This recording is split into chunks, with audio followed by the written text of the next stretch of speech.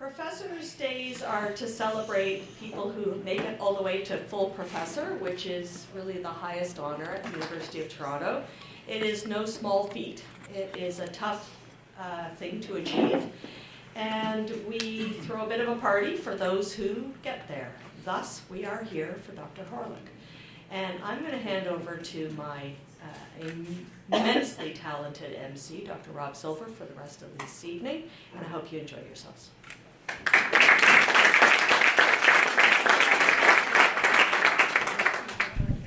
Well, I just told Professor Horlick that he may now hold the new all-time record for largest crowd ever to attend one of the departmental professors' days. Yes.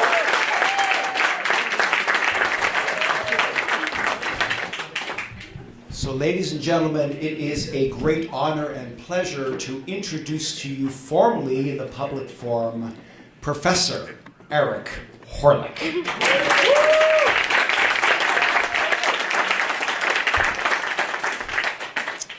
Professor Horlick comes from the city of Montreal, the product of his parents, both of whom we are very blessed to have with us today, Harry and Harriet, and he is also an older brother to younger sister Jennifer, who I've not yet met. There she is, tucked in the corner. Excellent. Professor Horlick had what we would call a very traditional Jewish upbringing in the city of Montreal. Attended Jewish day school at Talmud Torah, went to Jewish day high school. Having said that, one would think that he was destined to be an accomplished academic. Well, he certainly became one. However, at the time, his perception was that he was an average student. In fact, as he says in his bio, that is probably a gross overstatement. Now, having said that, he came from great influence. His father was actually trained as a pharmacist, but his parents actually became involved in the business world. They owned several small businesses, then came into the ownership of a large imported food store, and unfortunately were outcompeted for by other larger conglomerate businesses in the Montreal area, and unfortunately the business end did not succeed as they had wished. Well, this had a major impact on our future professor, and in fact, so much so that it reaffirmed his notion that he actually wanted to be a professional and to try to, quote, avoid business at all costs. Now, good news though, he had a father who had an incredible, or has a father who has an incredible work ethic. This clearly had an impact on this below average student. It wasn't until grade 9, and there he was finding himself in the class of biology, dissecting a frog. And he said that did it for him. He knew at that point that medicine was the career for him, and that was a very good thing for us. He went on to complete his education at McGill. He actually was accepted to several different medical schools, including Dalhousie, Cornell University in the US. But because of the impact of many of his dear friends, now he had gone to the usual Laurentian Jewish summer camps, had a whole cluster of friends, and it sounds like from your bio, Professor Horlick, that many of these folks also went into medicine. And in fact, so much so that they not only went through medical school together, but basically had another summer camp at the Montreal Jewish General Hospital as they were doing their residency. And it was a great time in his life. He met his future wife, Sherry, on a grade 9 trip to Israel. And as he put it very succinctly, I was smitten. The problem was, they returned back from the trip, and within a matter of a month or two, she dumped him. As he said, like a hot potato. Having said that, you know, these things, these beshert things, the things that are meant to be in our lives, clearly are often a matter of timing. And it was actually later on, when they both grew up a little bit, that the chemistry really worked. He was a resident at the Jewish General. She was a social worker at the time. They met, They fell in love, they got engaged, and were married shortly thereafter. He began his cardiology residency at McGill. Then came to Toronto, fortunately for us, as a fellow, and again, fortunate for us, never left. He did a year of coronary intervention, got obviously very interested in adult congenital cardiology, did a year of that kind of training, then worked with none other than the very esteemed Dr. Peter McLaughlin to do a year of adult congenital heart disease intervention. And this, in fact, as you well know, really became the basis of his career. His career has really looked at, developed, expanded, and grown structural and congenital heart disease intervention in Toronto, such that we have really become a major international center for this particular type of career. He goes on to say in his bio that when he was first recruited, he was told, quote, "A career based on doing procedures, that's just not an academic career." Well, I think he has proven them wrong. Indeed. When he, I think around the time he joined, Dr. John Parker was the division head at the time, and Professor Horlick came across a paper that time that was talking about the implantation of a percutaneous pulmonary valve in sheep. That got him really excited. He went to John Parker, took it to him and said, "We really need to start doing this in Toronto." In the meantime, he had an evolving mentor. We're going to hear from him very shortly, Dr. Lee Benson. And together, they actually performed the very first percutaneous pulmonary valve in North America. He also, Professor Horlick that is responsible for the first transcatheter aortic valve procedure in Toronto and the first MitraClip procedure in Canada. And I would dare say that under the leadership of Professor Horlick, Toronto has really become the premier site for congenital heart disease interventions. And he says very modestly in this country, I would dare say, based on his CV, in the world. He was awarded the Peter Monk Chair in Structural Heart Disease Intervention in 2015. His academic career continued to evolve in three major areas, including patient education through web-based initiatives, physician education through web-based initiatives, obviously in the area of congenital heart disease interventions, and also examining the long-term outcomes of structural heart disease interventions. This was the basis of his academic work, and for which he has been the author of nearly 100 peer-reviewed papers, of which he has served as the first or senior author in a good number of these. He's an author of no fewer than 15 different book chapters. He is one immensely popular speaker. Can't wait to hear what he has to say today. Having presented on the international stage no fewer than, and I counted them, 330 times. It's pretty remarkable stuff. He's also been very involved in the international clinical guidelines groups governing the use of percutaneous aortic, mitral, and pulmonary valves, as well as the management of adult congenital heart disease. This is really something novel and very unique. On the personal side, he is the proud father of two absolutely gorgeous kids. I've had the opportunity to meet both of them. And they, of course, are going to be speaking to us a little bit later, but we have Olivia and we have Jonah. All you got to do is take one look at Jonah and you know exactly where he came from. A clone, a veritable clone. And on the personal side as well, he has hobbies. He actually has a life outside of medicine, believe it or not.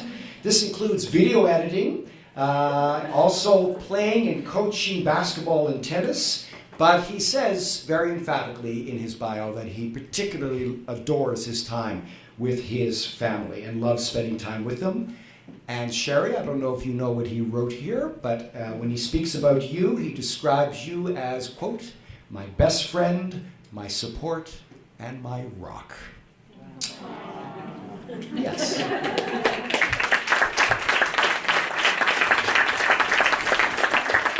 So, ladies and gentlemen, I'm very pleased to bring forward to speak to us today our newest professorial appointee, Professor Horlick, who will speak to us on the topic simply entitled, My Journey. Ladies and gentlemen, Professor Eric Horlick.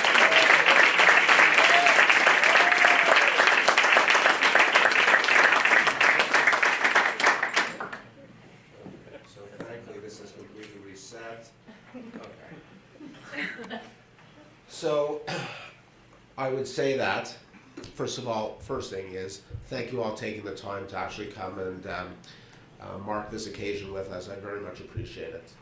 From all our friends, family, colleagues, etc. Thank you very much. Second is, I'm going to start with some disclosures. So I am a North Toronto Huskies basketball coach. I receive extremely generous compensation from that organization for those duties. It may take my comments in context when you hear this. The only serious note that I will take in this presentation is the next slide. And I will tell you that as a start, I will thank God for the opportunities and happiness that I've been afforded. And I will take any opportunity to speak about the scourges of hatred and intolerance, and similarly any opportunity to challenge any person or persons who seek to limit the freedoms that Canadians treasure. And this is really the antithesis to me of academic work and of society. And in memory of the 11 killed and 7 injured, I ask we pause for one moment of reflection before I continue.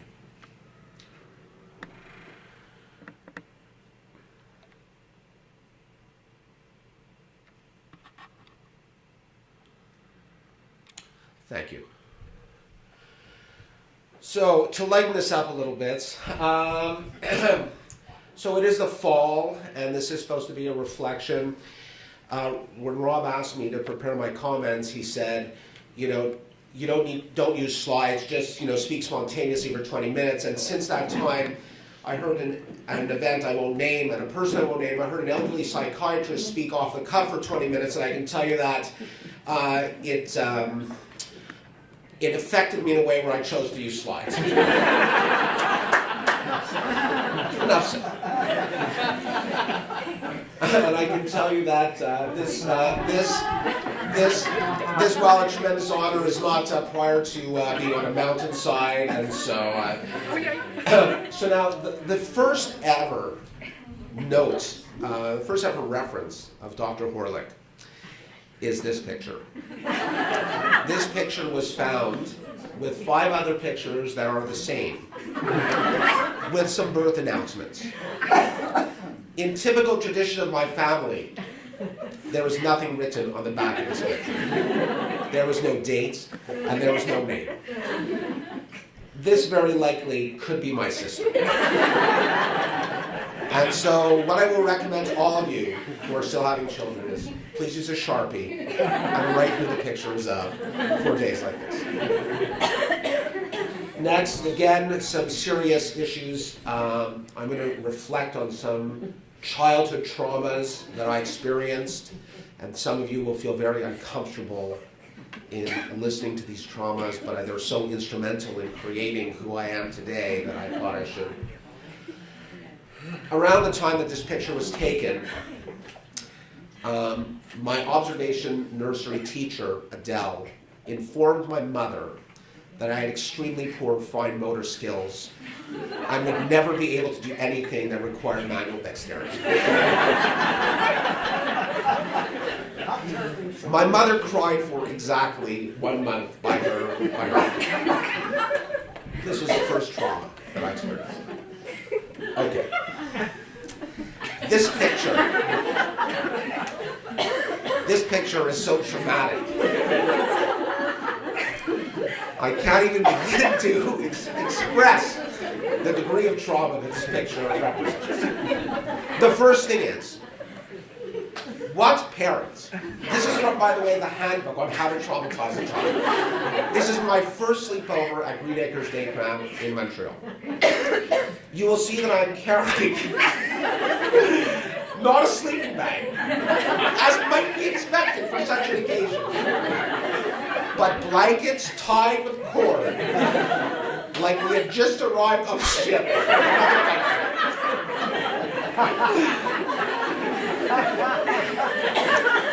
You will notice also that I did not have an Adidas overnight bag, but I had a butterfly waterproof bag to go with it.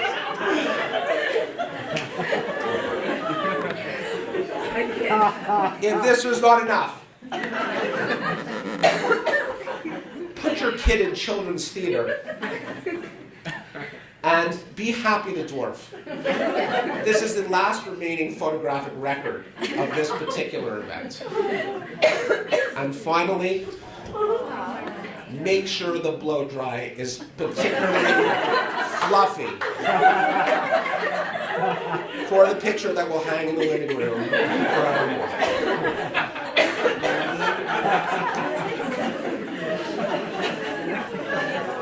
Now, around this time in school, I will say that it is fair to say that I was not a good student. So much so that my colleague and my best friend Gershon, who has taped a little video speech, our parents met at parent-teacher interviews in grade 6 and discussed that the boys are doing so terribly in school that we should just take them out of this trilingual curriculum. They just cannot manage it. And because of simple inertia, this never happened. It should have happened, but it didn't.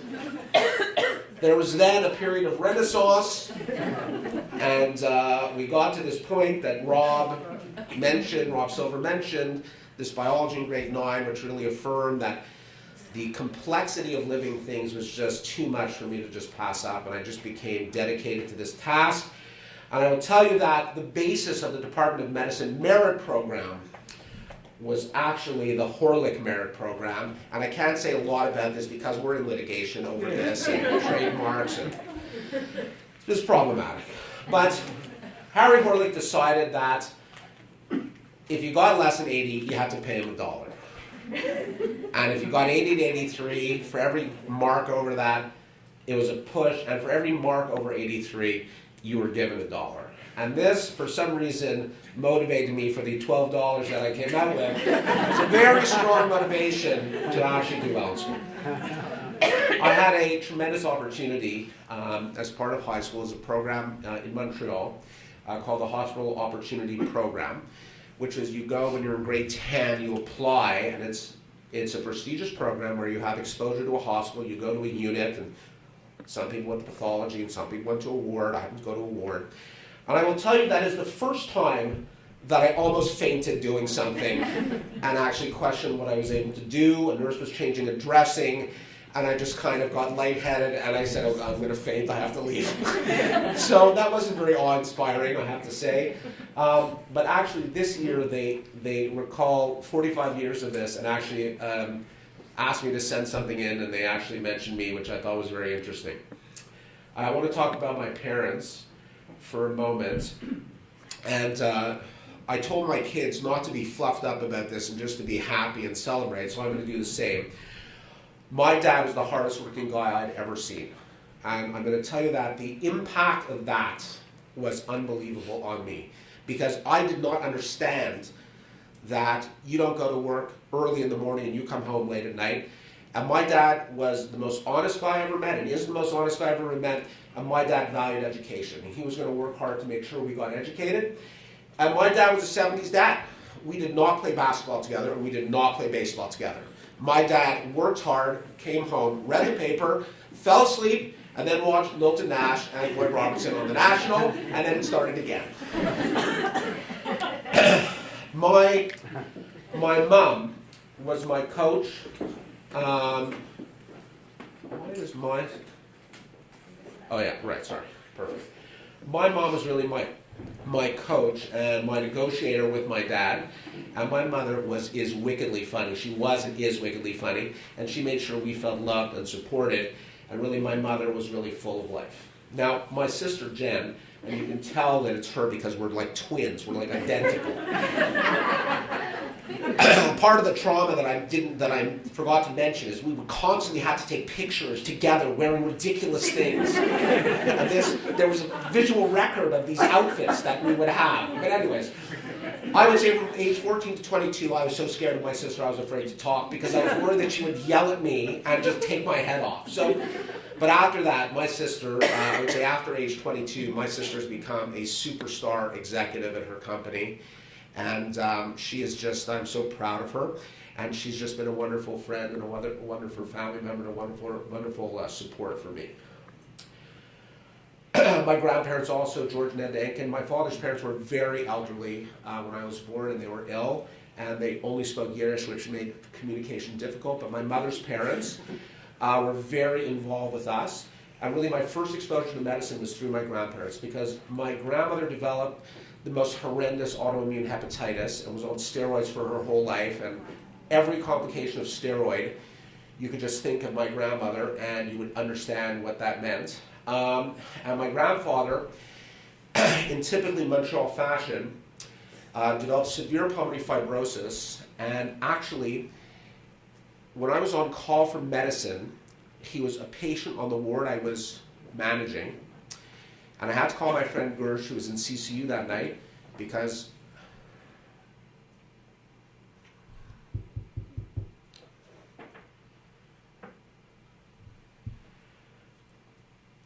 he died that night, and I needed someone to look after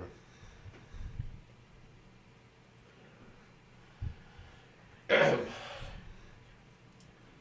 I spent, we're back to happy here, so. I spent 11 summers of my life at Camp Masad and Laurentians, and it had a profound impact on me. It is very cultural to go to summer camp if you're a Jewish kid. And I will tell you that the sense of community and the independence of living without your parents over the summer and being able to navigate has a profound impact on the way you navigate social situations as you get older. And I would say that Camp Masad, to be fair, I would rate the bunks as 1 out of 10, the food 3 out of 10, the facilities 1.5 out of 10, but the experience was totally priceless. The first milestone of my life actually was experienced on my front driveway. And although I'd gone into other medical schools, financially it's not really possible for us. And so McGill had announced, we knew that they were coming that day. And I remember waiting for the mailman and just opening the letter and just saying, oh my God.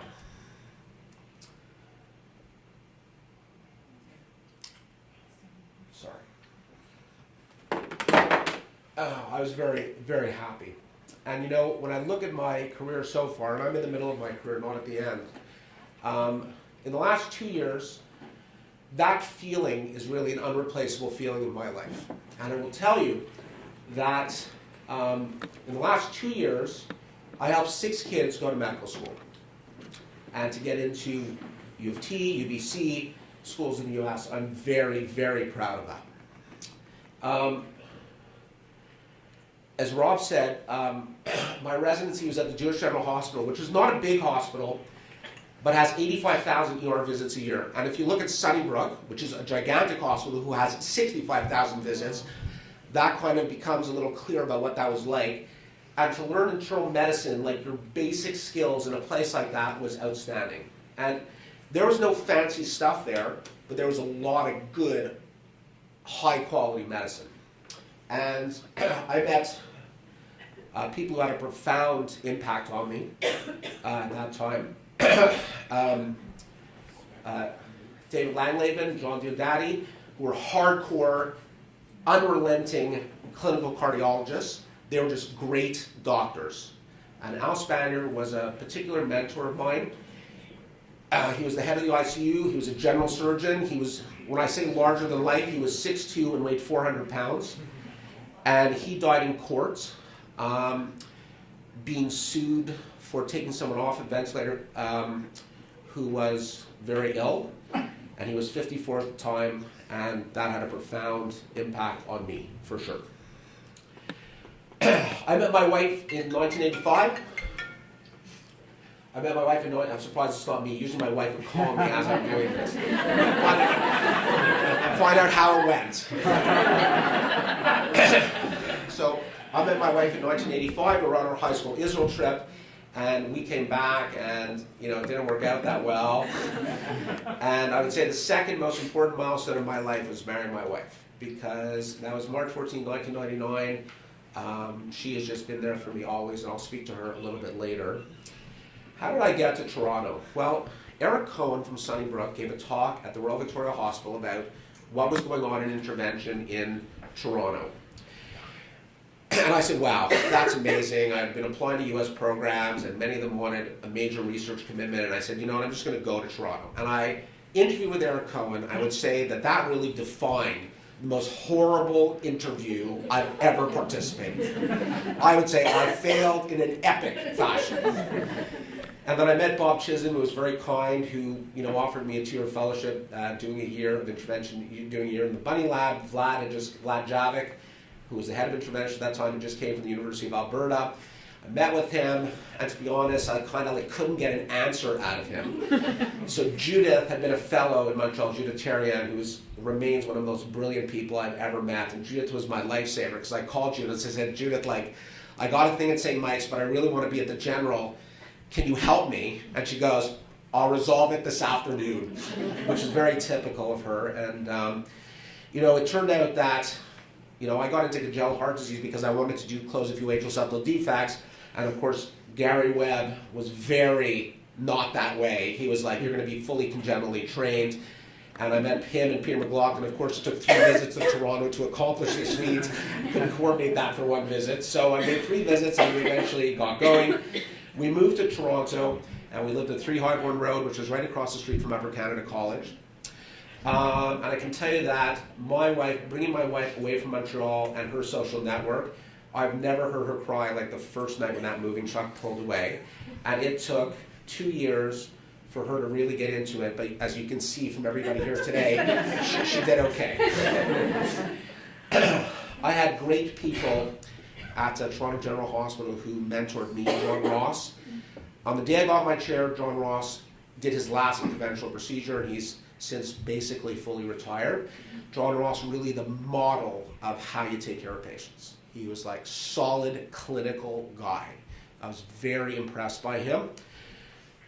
John Parker, who was really my chief and who hired me and who's always been a mentor to me.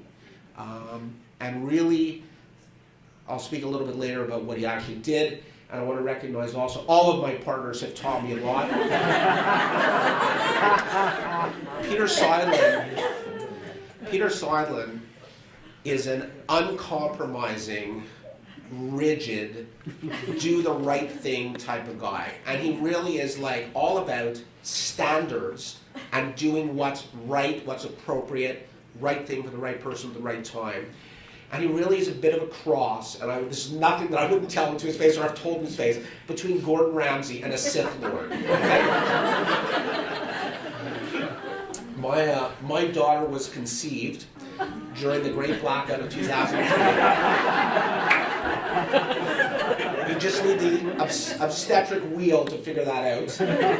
And my daughter Olivia truly changed my life. When I got married, patients went from being people to someone's husband or someone's wife. And when my kids were born, patients became other people's children. And that responsibility is awesome. And until you have kids, you don't know that. But she changed everything for me. And she's definitely milestone 3, and she's very involved in my work. And my 4th milestone, her brother was born 7 years later. And that's exactly what I have. I have 2 slides on my career and what we did. We modernized our operation. We defined what the state of the art was. We went out and we spoke. I got to know every leader in what I did, and we made sure that we were on par or better in every area of my field.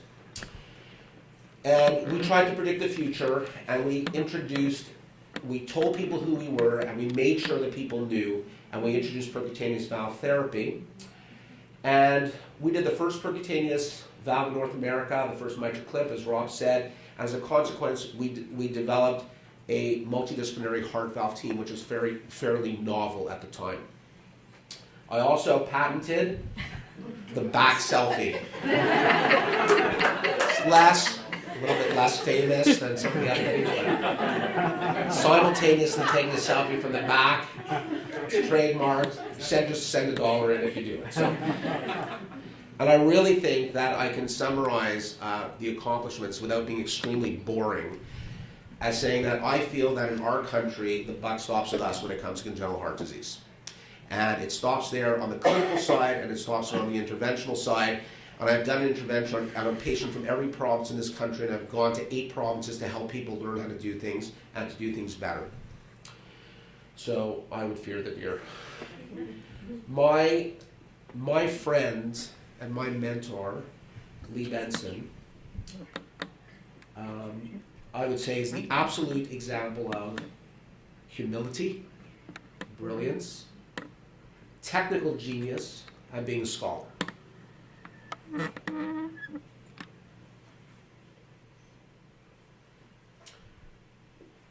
Lee taught me, he debriefed with me, he planned with me, he encouraged me.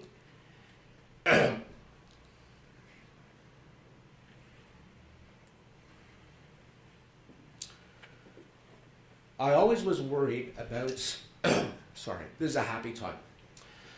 I always worried about writing something that was never good enough. And Lee was the type of guy who would read something you wrote and would say, this is great. And that actually allowed me to move forward. And if I was ever in trouble, I'd call my wife and then I'd call Lee.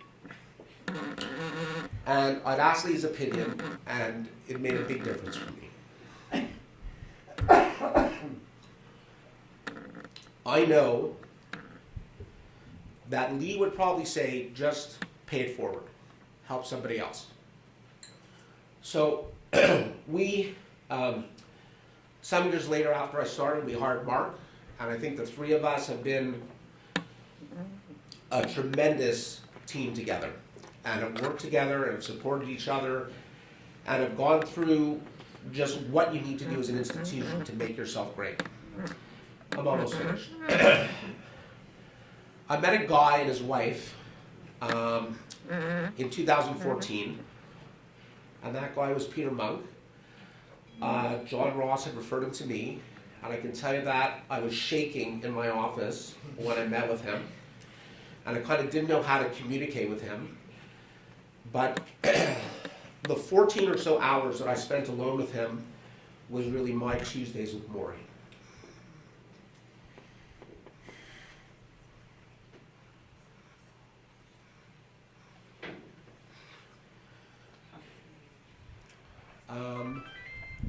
He ended up doing very well, and he ended up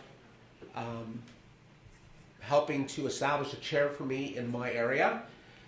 And I don't know if it was a milestone, but it's pretty close to a milestone for me. It allowed us to teach other people what we do and try and get everybody to do things the way we think they should be done. And it more importantly allowed us to do some very simple things, which is like establish that what the long-term outcomes of some of the things we do are every day, and to be able to say that one thing is better than another. And I think those things are very important. And it also allowed us to have some great meetings with some fabulous leaders in the world in intervention. John Carroll's there, Zahid Amin is there, and a bunch of other people who are not in this particular frame. I'm just going to close. I have 2 sets of in-laws. I'm very lucky. Sherry's parents were divorced when she was young, and both sets have been unbelievably supportive to me and helpful, and it's been wonderful. I work with a great group of people every day. Not everyone is here for sure, but it's a picture that I have. Sue has been with me the longest. Sue has actually started before I did. Sue's our congenital coordinator. Sue is like clairvoyant and knows what I'm thinking all the time. Mary is my left hand because I'm a lefty. And Mary knows how to deal with me. And I think that's not so easy. I think Oksana was next. Oksana ran the golf program as an administrative person, taking care of very sick patients, and did so in a way that was unbelievably professional and unbelievably well. And I can't remember everyone else's exact time with me, but Kathy is now in that role and just a superstar, and every bit of her heart is in everything she does. Lynette, who works with Mary in my office, is just a kind and gentle person. And Lebo is a friend of mine, And she is also she's all in all the time. And Yang is not on this slide. Yang Sun is my other research coordinator, but her heart is in what she does. Every year we watch the Oscars. Every year we watch the Oscars and we listen to the speeches. And my wife has always told me that if you ever give a speech and I'm not last, you're last. So my wife is last because without her I would be nothing, and I love her very much. I'm going to end with some professorly advice. And you know what? This slide took me the longest. Not that I'm anyone to be giving advice, but I'll give you some professorly advice. Learn every day of your life. From books, newspapers, people, the internet. Understand complex issues from many points of view and never miss an opportunity to learn.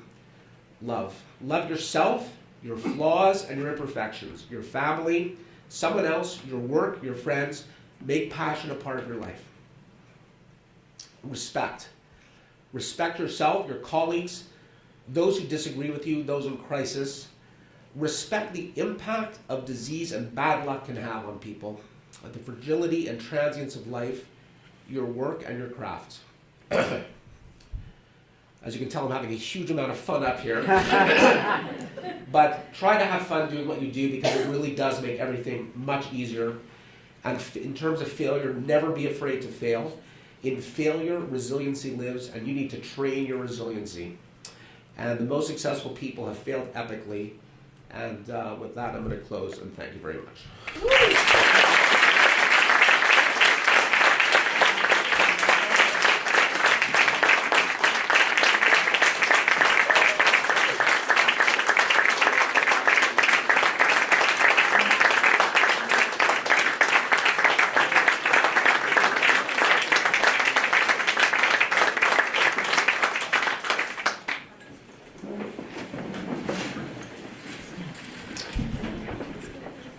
What a softie. Wow. I just had to. Absolutely.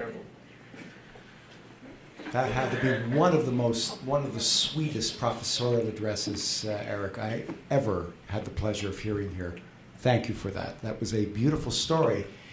A story that clearly was amassed by the influence of many people in his life. This is not a journey that Professor Horlick has taken alone. There have been so many people who have had impact on his well-being and his ability to succeed in his academic career from the time he was a youngster and not so academically inclined to where he is today as Professor Eric Horlick. We are very privileged to have one of his most influential mentors here with us, Dr. Lee Benson, who will speak to us and give us some of his own reflections about his very successful mentee.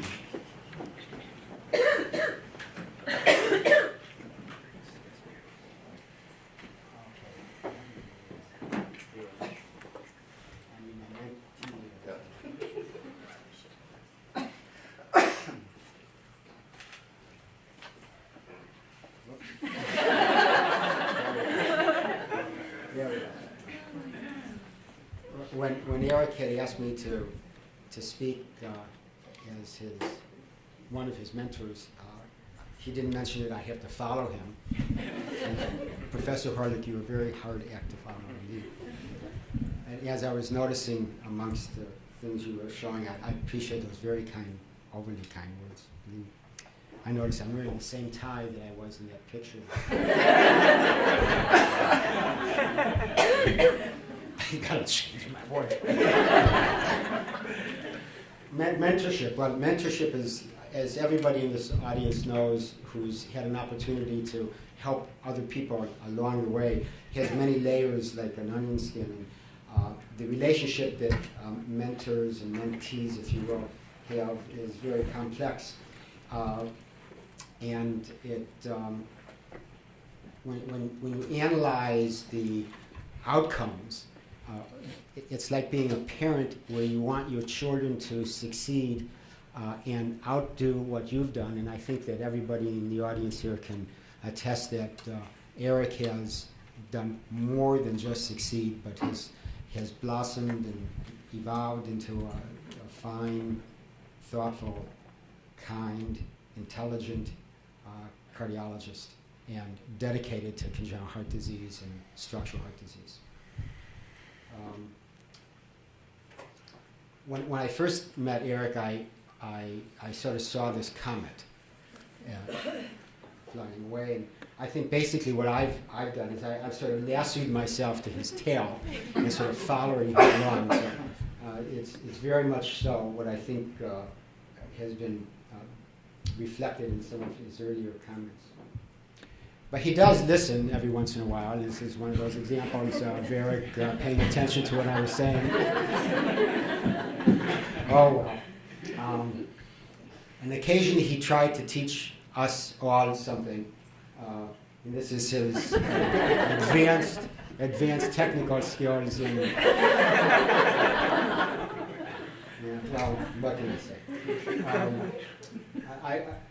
The comments that I have are relatively brief, but I think one thing that is important, aside from Eric's personable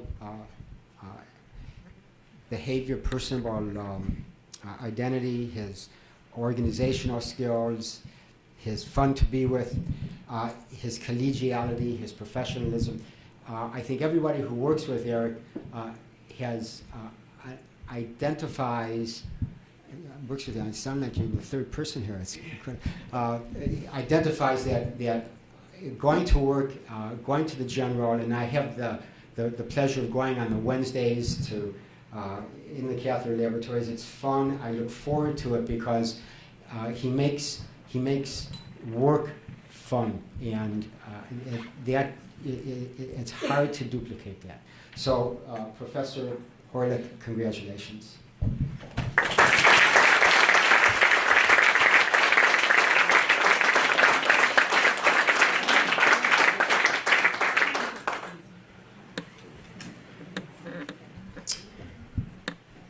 Le dor va dor.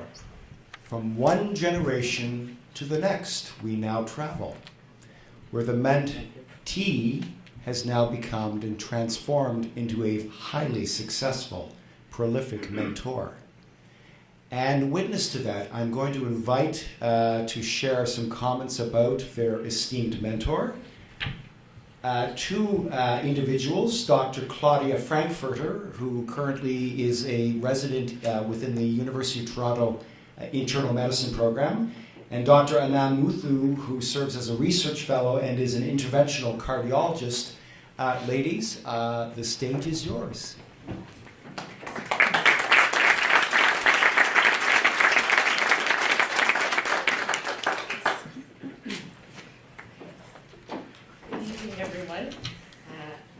I'm shaking right now, but it's a real privilege to be here and to address you all.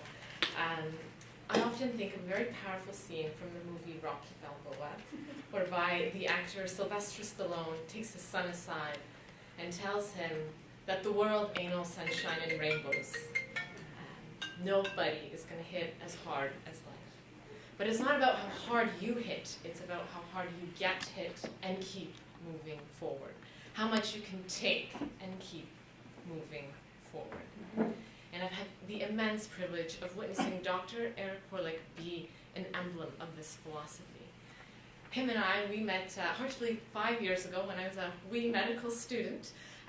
Ever since then, he's taken me under his wing and mentored me through numerous research endeavors, and as I've been navigating my clinical training to this moment now as a first-year resident. First, in our time together, I've happened to pick up on a few things of him. So, first and foremost, he pursues clinical and scholarly excellence, but in turn brings out excellence around those in him. And so, he's challenged me in numerous clinical scenarios and got me to think outside the box. Just 3 weeks ago, I met with him outside the cath lab to review a quick abstract, and in our first few minutes, he had already proposed another 5 research questions to come up with, which really just reflects the critical thinking that goes on and his ability to spark a fire in me to pursue the answers to these questions. Be it weekday or weeknight, daytime or nighttime, he's always available. So many times he's gone on the phone, we've Skyped on Sunday nights. So sorry to his family. And there have been times where I've spontaneously showed up in the doorway of his office, his 5th floor clinic, and At minimum, I get a nod of acknowledgement, and then oftentimes a smile as well. And we talk about personal things, clinical things, and it's meant the world to me to have that line of connection that's enabled me to get to this day. Lastly, I think something we can all agree on is the most rare and defining quality of Dr. Horlick is just how real he is. His genuity, his honesty, he just says things as they are.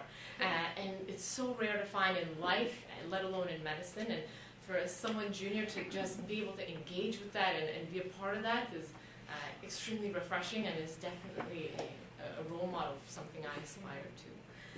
He has an incredible emotional capacitance. The way he advocates for his patients, his fellows, and for me, I think we can all conclude he really, really cares. Dr. Horlick, I might not have said this directly to you, but you've had an immense impact on me and helped me get to where I am today. And I thank you, I thank your family for your devotion, your sacrifice, and I can't wait to see what comes next for you as professor.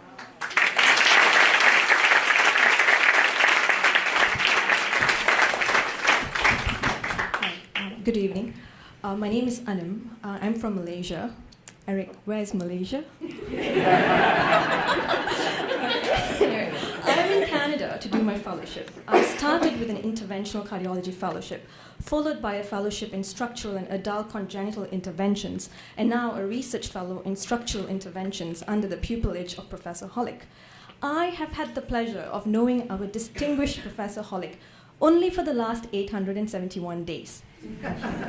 A week ago, I met Eric in regards to me standing in front of you. I asked him, should we do a video montage?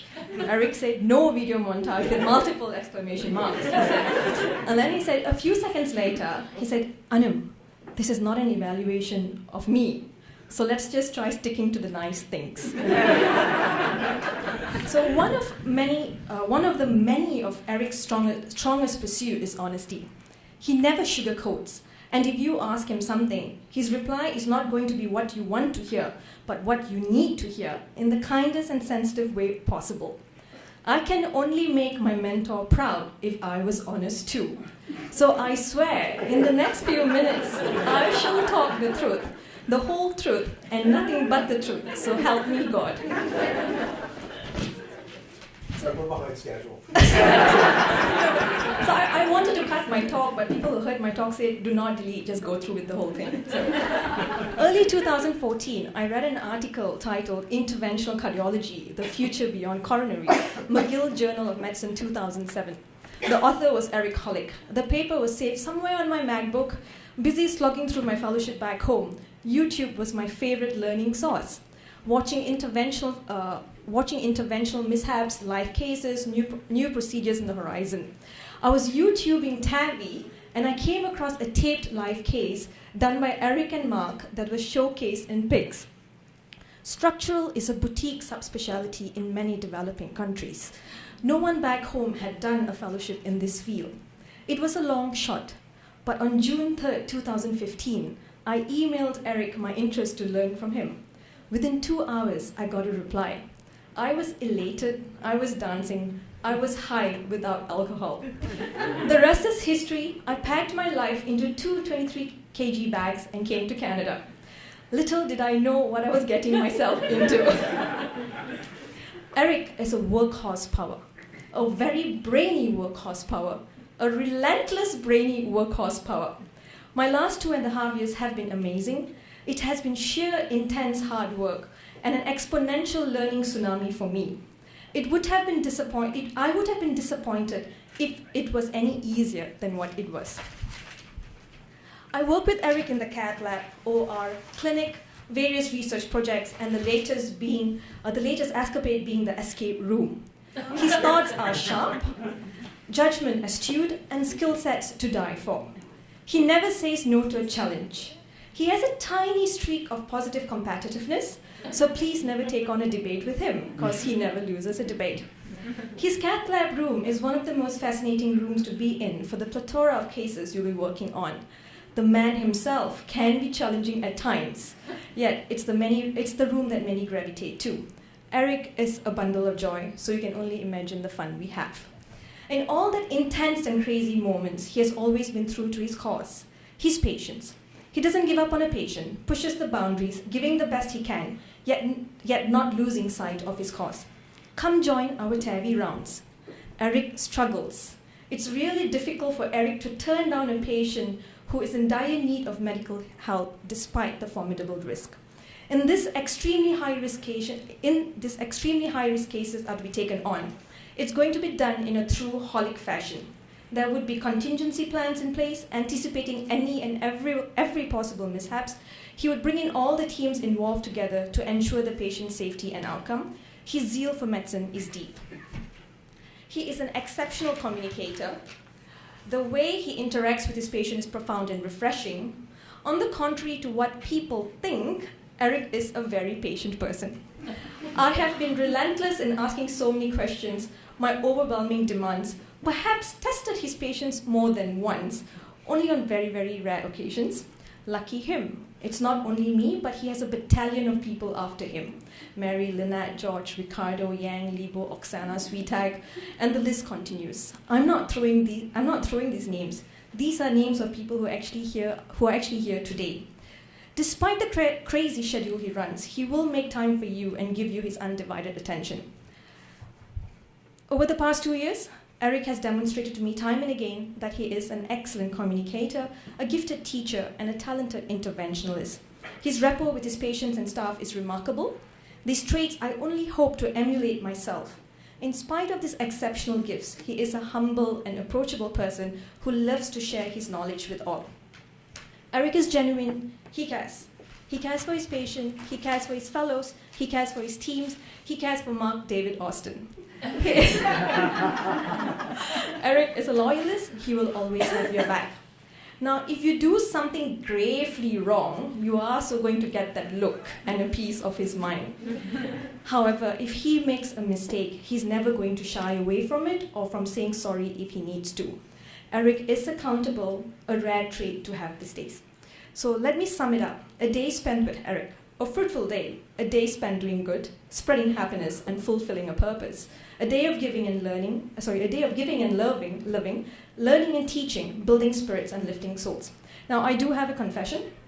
When I stayed back for another year of research, I really had a hidden agenda. I wanted to become more like Eric.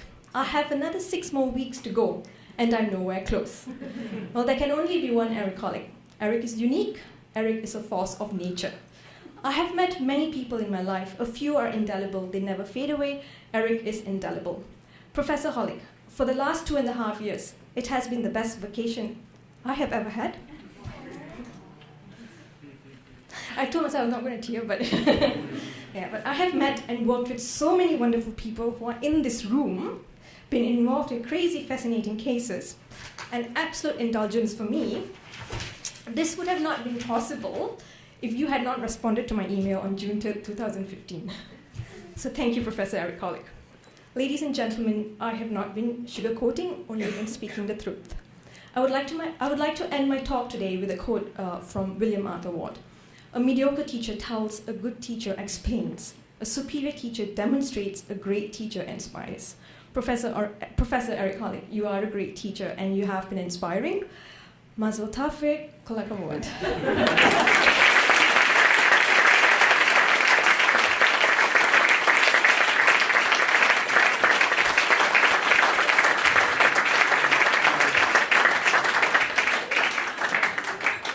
Now going to have the opportunity to witness a couple of video tributes, individuals, close friends and associates who of course were unable to attend today, but are sending their very best regards in the form of 2 videos. I believe our first one will be Morris Jacobson.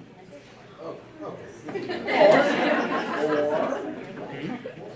Dr. Gershon, who is, I believe, a long-standing...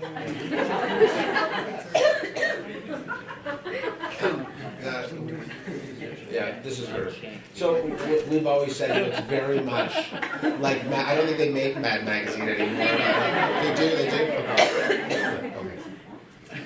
These 2 guys, by the way, were both the best men. I had 2 best friends, and they were both the best men at my wedding. So. My name is and I have known Eric Horlick since kindergarten. In fact, we went to school with each other from kindergarten until the end of our residency, and as well went to camp with each other every summer. He's been my best friend since grade 5, BFF. I know him extremely well, and I'm sure you have also come to know Eric as an extremely shy, passive, and understated person. That's how he has always been, and that's how he always will be. Although you may think, when is this guy going to come out of his shell? It's not likely to happen, because everything under the radar. Look at what he does, and not the stuff in which he does it. Actions speak louder than words. Now, Eric always knew he was going to be a cardiologist, even in grade 5. At that time, he was already volunteering in John McCann's pivotal aspirin and acute myocardial infarction study, where Eric actually landed out the placebo, which at the time I believe was either an unlabeled M&M or a Smartish aspirin. It was clear throughout his medical school and his internal medicine training that he was going to be a cardiologist. He had a copy of Goldberger's How to Read an Electrocardiogram in his bathroom. So confident was he in his career path, and I recall him telling me that at a meeting of the American Heart Association in Orlando, he found himself in a restaurant where the legend Dr. Brunwald was sitting at a table with some other colleagues. Sitting at some other influential people's table, as Eric was trying to secure future employment, Eric sheepishly and quietly approached the legend, asking him to do him a favor, and on the way out, he passed by his table and say, "Hi, Eric, how's it going?" At the end of the meal, the legend approached Eric and said to him, "Hi, Eric, how's it going?" And Eric responded, "Sorry, who are you?" Eric, of course, ended up doing advanced training at your institution, and I would often speak to him and was amazed not only at his progress in doing sophisticated interventional cardiology on patients that probably very few other centers would even consider for intervention, but how big a man crush he had on a guy named Dr. David, who I believe is a top cardiac surgeon. It was at that time that I realized I was no longer Eric's BFF. At the time he decided to go to do training in Toronto, McGill was ranked higher than the University of Toronto in the World Medical School ranking system, which is extremely accurate. The Canadians were a superior team to the Maple Leafs. Although I never completed my master's in epidemiology, by a simple associative relationship, there is no doubt that Toronto has benefited from Eric's decision to move there from Montreal. Now let me tell you a little bit about my tenure track. I have a chair in the Department of Medicine, Division of Nephrology at the Jewish General Hospital, McGill University. And as you can see, I am sitting in that chair right now. I currently hold rank of Assistant Professor of Medicine, and I've been told if I work hard enough, I may reach the rank of Associate. Most people just think I will remain an ass. That's it. I'm currently on RateMD.com and the #1 rated nephrologist out of 104 in Montreal. 16 people, including my mother, and entire extended family. Eric, on the other hand, is rated 36 out of 300 cardiologists in Toronto and has 38 reviews. I'm not sure if you guys checked that before offering him full professorship. So a full tenured professorship on an individual. It is of course crucial that that candidate be an outstanding physician at both the clinical and research academic level. It is not actually technically a requirement that that person also be what we call a mensch, which is a person who truly cares about their work, the people they work with, and most importantly, about their patients' welfare. Such a person is also able to give back to the community and maintain a strong relationship and caring relationship with their family. I will state loudly and clearly that you at the University of Toronto are lucky to have the greatest heart doctor with the greatest heart. I would like to congratulate you, Eric, as well as Sherry, Olivia, Jonah, on this tremendous accomplishment. I would equally like to congratulate the University of Toronto for exercising great wisdom and appropriately bestowing upon Eric Horlick, my long-standing best friend, full professor, Mazel Tov.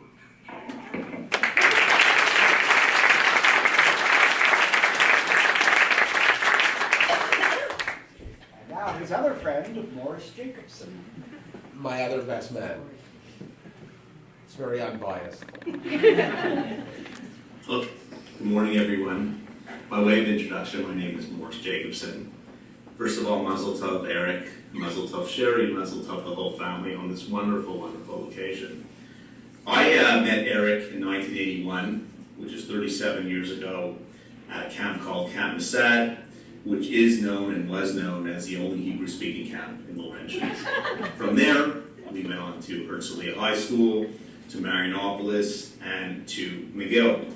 It was very interesting that when I heard news of Eric becoming a full-fledged professor at the University of Toronto, it was actually quite an emotional moment for me because it was like sort of your brother accomplishing something. And it was extremely gratifying.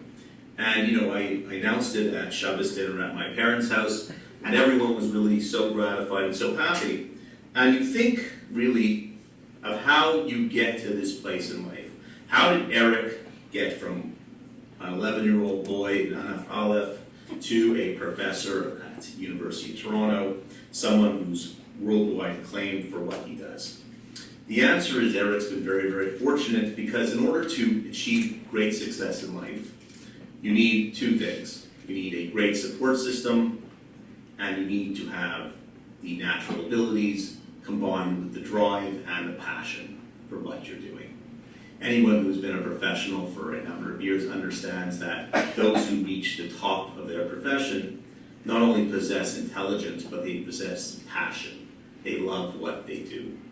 But equally important is the support system that you have to help you along the journey.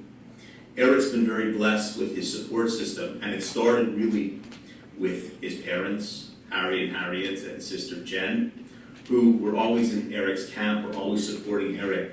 For as anybody knows, Jewish education and Jewish studying is a family event. It's not merely the child's event. I used to look at Harry and Harriet Horlick. They were more tired than Eric was after the exam period because they were more emotionally spent. Then Eric had the good fortune of meeting his beautiful wife, Sherry, and they have two beautiful children, Olivia and Jonah. So all along the way, Eric has been blessed with a wonderful support system, which in life really is the most important thing. I also would want to make reference, and with reverence and love, to Eric's late grandparents, Edna and George Aiken, who, if they are looking down from heaven today, would be beaming and kvelling. Eric was the apple of their eye, and I cannot only imagine how thrilled they would be for his achievements. I'd also like to congratulate University of Toronto on making this excellent selection as Eric as professor.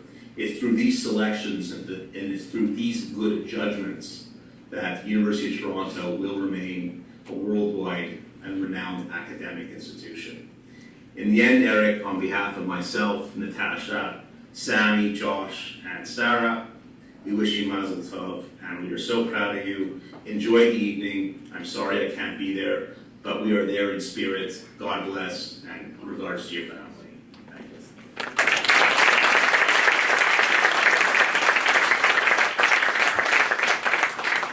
Yes, I would dare say we are all kvelling today, Professor Horlick. So, we have heard much about what makes Professor Horlick tick and his academic accomplishments, but there is more to the side of a full professor than simply his academic achievements. The question I'm asking is, what exactly goes on behind closed doors? But we're now going to get the more personal perspective and fulfilling the adage that I always believe in saving the best to the last. At these celebrations, I'm going to call on Olivia and Jonah, Eric's children. By the way, these two youngsters are only ages 14 and 11. To have the bravery to stand up in front of this audience, I think is absolutely amazing.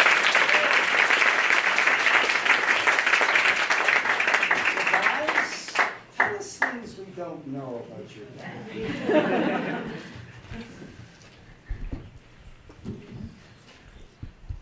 Hello. We want to welcome all of you tonight celebrating our dad. Thank you all for coming.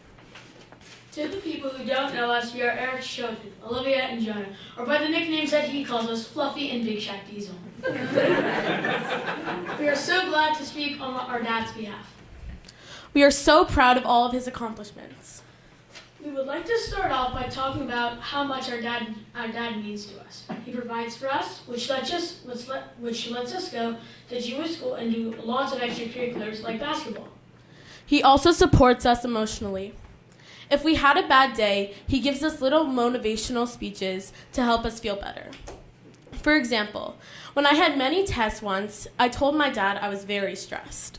He told me this was a good thing because it means you care about what you were learning. This really helped me through this hard period of my life. Our dad also has a strong work ethic. He starts his job early in the morning and ends late at night, which means he is passionate about his work and cares a lot about his patients.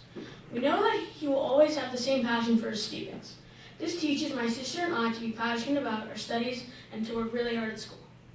Vacation is always a special time for our family because it is a time for all of us to get away from stress and spend time together. We want to tell you a few special stories from our vacation as a family. This year, during the summer, we went to Disney World, as we usually do. Before, I never wanted to go on the scarier rides, but this year I felt adventurous and wanted to go on everything. I don't think my dad was ready for this, so when we went on a ride called Mount Everest, he was very scared. I had never seen this side of my dad. He was so vulnerable. This was kind of shocking, but in the end, we both enjoyed the ride very much. It was nice to see this new side of my dad, and I really felt we bonded over this experience. I have another story with my dad. Remember that, Dad? 2 years ago in the chair? Yeah. 2 years ago, during the summer break, Dad and I would work out with a basketball trainer. Each time, my dad would ask the trainer 100 questions about his experiences with basketball. One time, it even took about half of our practice. This was a good memory because we learned a lot of new skills which would help me in future years. If my dad wouldn't have asked those questions, I wouldn't have been as successful as I am now. Even if my dad has loads of work, he always keeps us in his mind and keeps us his top priority. He has lots of pictures of us in his office and tells us he is always thinking about us and Mom at work. My dad also coaches my basketball team. After a basketball game when I miss game-winning free throws, thank you, Mo, for making fun of me for so many months. He was motivating me to keep playing and not to give up. I felt so inspired to keep playing basketball even if I made a mistake in the way I played. All my friends think he is such a good coach. He teaches them a lot, and this is another reason. Sorry.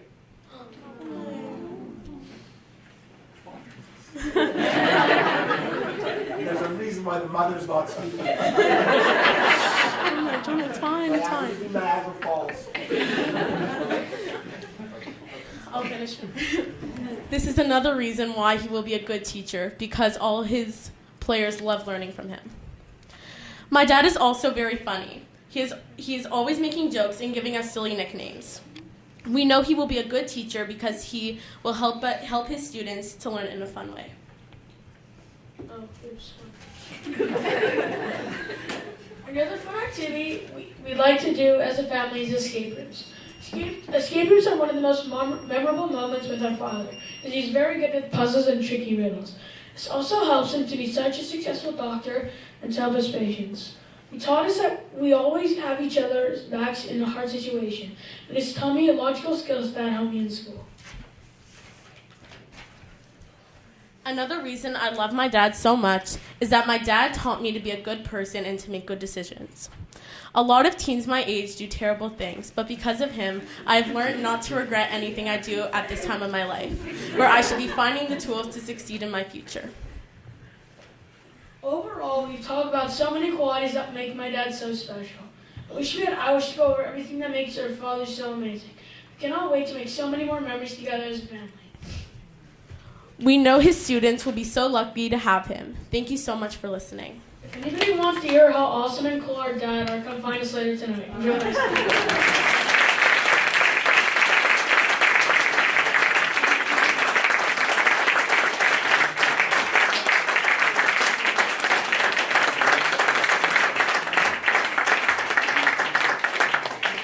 It doesn't get any better them as. Final word to Professor Hawker.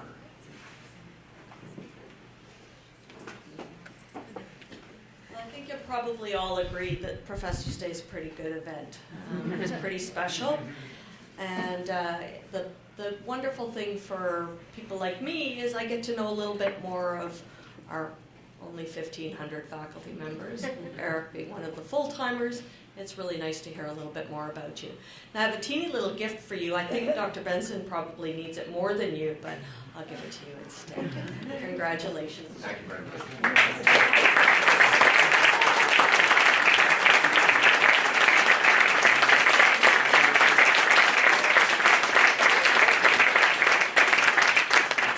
Ladies and gentlemen, that concludes the formal part of this celebration, but now the fun part begins. It is party time. So out in the foyer, there are going to be some wonderful good eats, so I ask you to stay behind, to enjoy one another's company, to give your congratulations to the family and extended family and friends, and to just enjoy each other's company. We are adjourned.